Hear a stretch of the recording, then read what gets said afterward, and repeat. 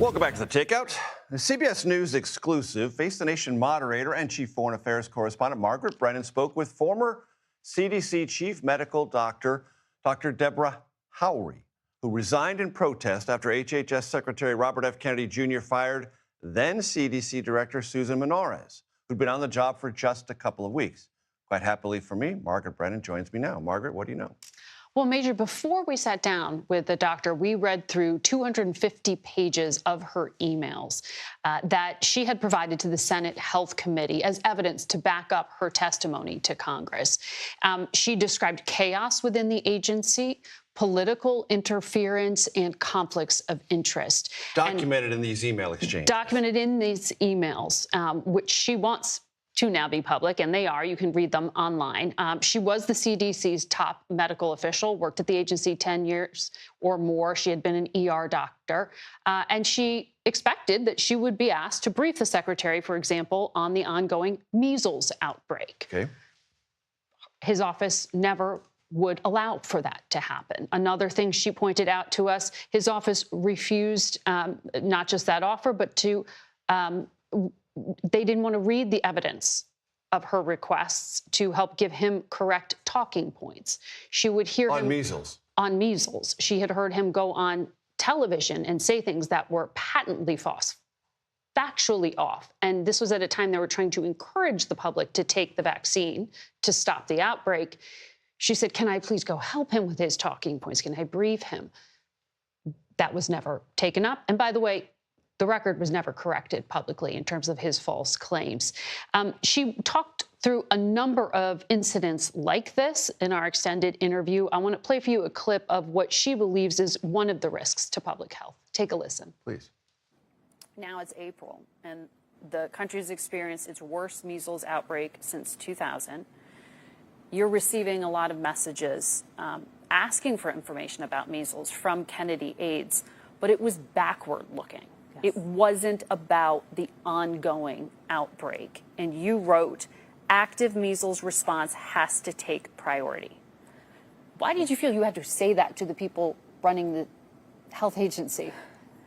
One would think you wouldn't need to, but, you know, as we were trying to support Texas and other states, we had limited staff, as, you know, staff had been fired under DOGE, trying to respond to an active measles outbreak, and also trying to support the secretary using appropriate talking points. You know, he would say things like there's fetal parts in vaccines, and I sent an email to correct that and said, how can we help him? You know, how can we make sure it's the right messaging?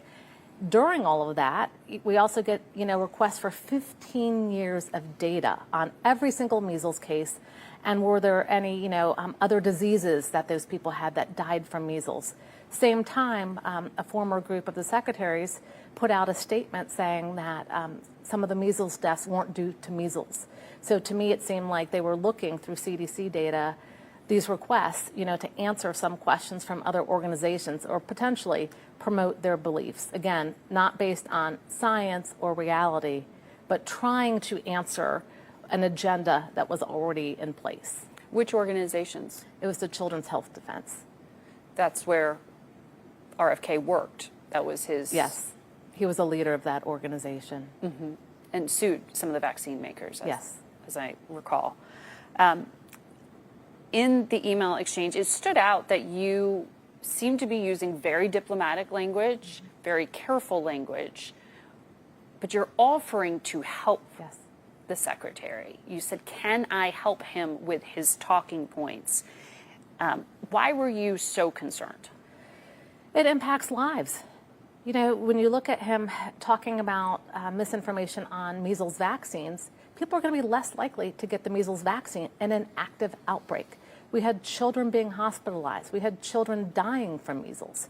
We needed people to respond during a measles outbreak and get vaccinated if they weren't. Instead, he talked about healers and treatments around like steroids and antibiotics and even vitamin A. We actually saw vitamin A toxicity cases in hospitals. People were taking too much vitamin A because there had been messaging that it was helpful for measles. Once you have it, not as preventative. Correct. Once you have it, and then limited amounts, and, you know, with a doctor's oversight. So you hear from her and the other 3 senior officials who resigned alongside her the frustration that science doesn't change based on who is in office. And so for these medical professionals, they were frustrated that people who weren't doctors, who didn't have medical degrees, were the ones advising the secretary rather than the physicians themselves. So the emails that we are talking about there are part of a trove that Senator Bernie Sanders' office has made public. You can read them online. And the doctor told us she hopes now that there will be careful investigation into the CDC and all the federal agencies where there are concerns about scientific integrity. And the secretary did say at one point later down the road clearly that he would encourage people to take the measles vaccine. But it is the misinformation, the confusion, and also what she alleged in here, the linkage to the Children's Health Defense. That is a strong suggestion there that there was a conflict of interest on his part trying to prove a theory that would then allow for suing of vaccine makers. I reached out to HHS for comment on that. They have not responded to me. Margaret Brennan, great stuff as always. Thank you very, very much.